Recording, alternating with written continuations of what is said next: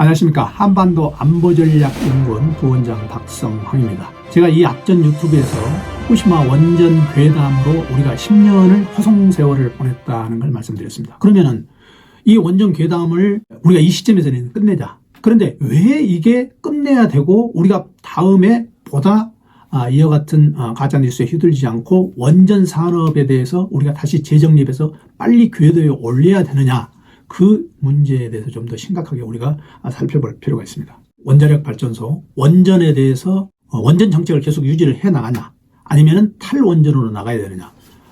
지금 대세는 이미 원전으로 다시 복귀하는 게 대세가 됐다. 지구상에서 독일을 빼놓고 전부 다 원전으로 유턴을 하고 있다는 거죠. 탈원전에서 원전으로 유턴을 하고 있다는 거죠. 예를 들어서 프랑스는 지금 원전 56기 수명을 60년 동안 지금 연장을 하는 거죠. 이태리 35년 만에 탈원전 정책을 폐기를 해요. 스웨덴, 여러분들 알죠? 자연보호국가인 스웨덴에서는 43년 만에 원전을 다시 신규 건설을 발표를 했고, 우리와 지금 치열하게 반도체 경쟁을 하고 있는, 반도체는 바로 전력이죠. 반도체 경쟁을 하고 있는 대만이 탈원전 정책을 지금 본격적으로 폐지를 검토를 하고 있습니다. 왜?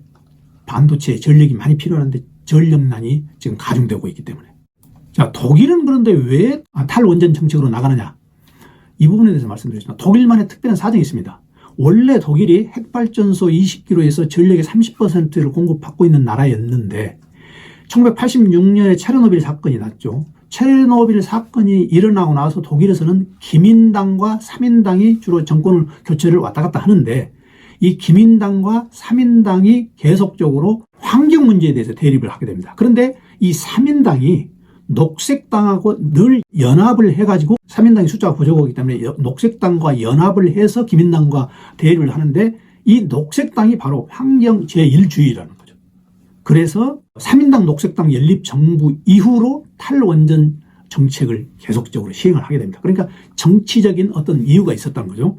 그런데 기민당이 다시 정권을 잡았죠. 2009년에 메르켈 정부가. 그래서 탈원전 정책을 폐지를 합니다. 그런데 또 2011년에 후쿠시마 사고가 나서 다시 탈원전으로 복구를 하게 된 거죠. 그래서 지금 독일은 탈원전 정책을 계속 수행을 하고 있습니다.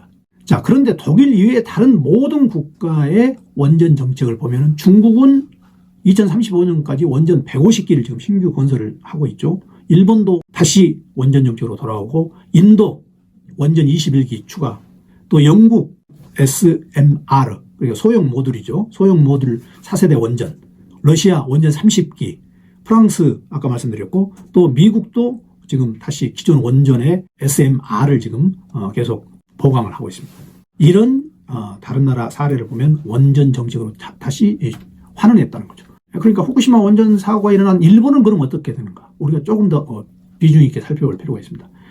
2010년, 그러니까 후쿠시마 원전 사고가 2011년이니까 바로 그 직전에 2030년까지 원전 비중을 53%까지 하겠다는 계획을 세워놨습니다, 일본이. 그런데 2011년 사고가 나고, 그 사고로 인해서 일본의 정권이 자민당에서 민주당으로 바뀌었죠. 그래서 민주당으로 바뀌면서 탈원전으로 나간 겁니다. 그래서 2012년 같은 민주당 정권인, 최근에 민주당 당수가 됐죠. 노다 요시히코. 그 노다 요시히코가 그때 총리를 했습니다. 총리 때 탈원전으로 나간 거죠. 원전 제로 목표로. 그래서 모든 원전 중에서 순차적으로 가동을 중지한다는 그런 계획을 세웠었죠. 그러다가 일본이 2012년에 자민당의 아베 정권이 다시 들어서 가지고 원전을 다시 재가동한다, 이런 계획을 세가지고 계속적으로 그걸 추진을 했습니다. 그래서 지금 2015년 에너지 정책으로 보면은 원전을 과거 6%로 낮췄다가 다시 지금 22%까지 원전을 하는 걸로, 그리고 나머지 재생에너지, 석탄 화력 에너지를 이렇게 해가지고 원전을 지금 추진하는 거죠. 일본은 지금 의외로 전기 사정이 안 좋습니다. 한국보다 전기 사정이 안 좋죠. 일본에서 여름이 되면 일본에서는 전기를 수요를 줄이자는 캠페인이 굉장히 많습니다. 그래서 일본도 이 원전에 대해서 얼마만큼 우리가 시행착오를 했는지 살펴볼 필요가 있다는 거죠. 스가 총리 때는 원자력 발전 비율을 22%로 확대를 했고, 또 2050년에 30 내지 40%까지 충당한다. 그러니까 과거에 후쿠시마 원전 사고 이전에 53%까지 하기로 했는 걸 탈원전으로 갔다가 다시 지금 40%까지 2050년에 한다는 계획을 지금 잡고 있습니다. 그리고 또 수소 암모니아 이런 부분도 자기네들이 보충해 나간다는 거죠. 우리나라도 문재인 정부 시절에 탄소 중립 실현 방안을 했는데 이게 태양광 설치만 해서 태양광을 얼마만큼 많이 설치해야 되느냐. 탄소 중립을 실현하려면 원전 없이 서울 시내에 4.7배 그러니까 서울시 면적의 4.7배에 걸친 지역에 태양광을 다 설치해야 된다 이런 계산이 나옵니다. 그리고 또 문제가 되는 것은 에너지 저장 장치죠. ESS로서 이 에너지 저장 장치 설치에만 3조 원이 든다. 태양광 풍력 이런 게 이제 간헐적이죠. 태양이 비출 때만 이거 하니까 에너지를 저장해야 되는데 이 저장 설치에 이게 300조 원 이상이 든다. 해외에서 한국 원전 평가 물론 지금 문재인 정권 이후에 지금 윤석열 정권에 들어서 원전 평가에 대해서는 두말할 필요도 없고 문재인 정권 시절에도 우리가 한국 원전 평가에 대해서 어떻게 했느냐. 문 대통령이 21년에 체코 총리한테 세계 최고 수준이다. 그래서 한국 원전에 대해서 높이 평가했고 그 다음에 체코 방문 시 그 다음에 헝가리 방문 시 전부 다 이렇게 원전에 대해서 높이 평가를 했다는 걸 우리가 기억을 되살릴 필요가 있다.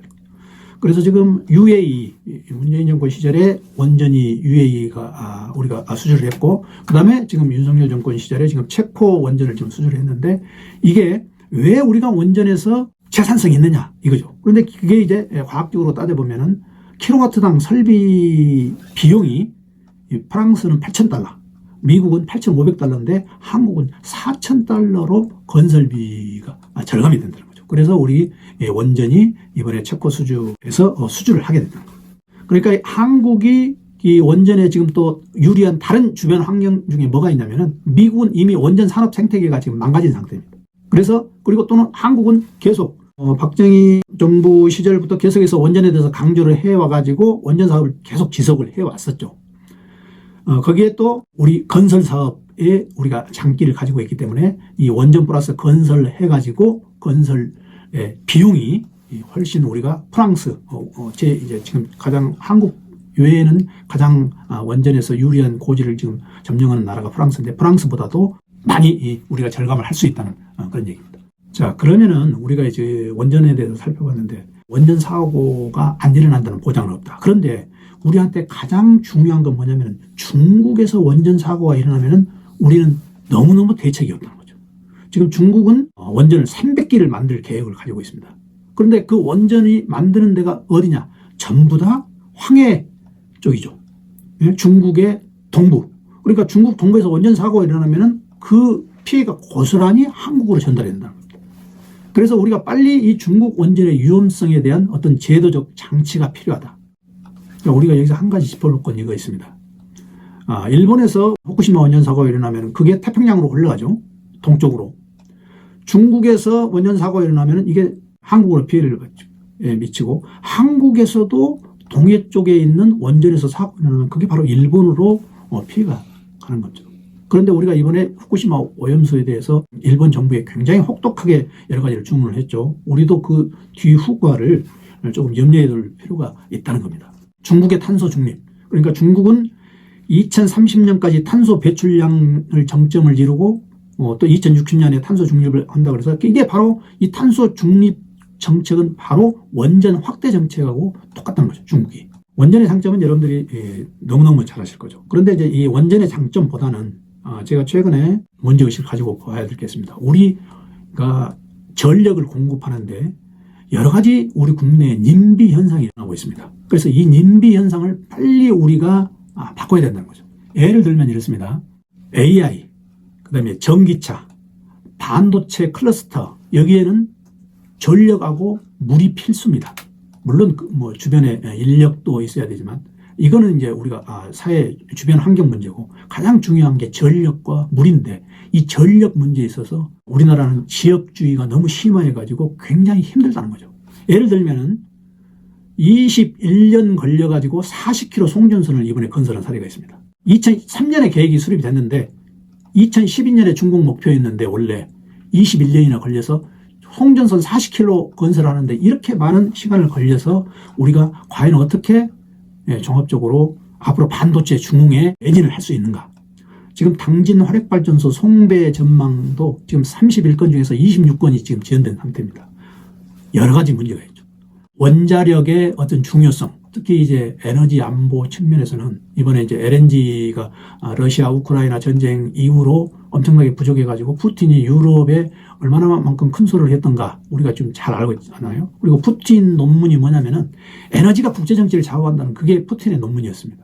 그 정도로 앞으로 에너지가 모든 걸 좌우한다. 반도체 산업도 그리고 여러 가지 것도 에너지가 좌우하는데 이 에너지가 바로 원전과 맞부딪히고 이 원전도 바로 국민의 총체적인 노력으로 이걸 극복을 해나가야 됩니다.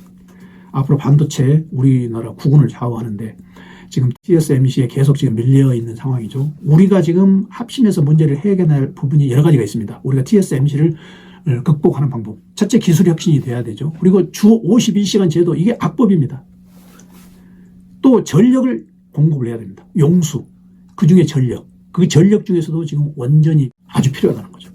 그래서 우리가 가짜뉴스에 휘둘리지 않고 국민적인 합일점을 만들어서 빨리 나가야지 님비 현상을 자체적으로 잘 해결해 나가서 주변 환경을 만드는 게 중요하다는 거죠.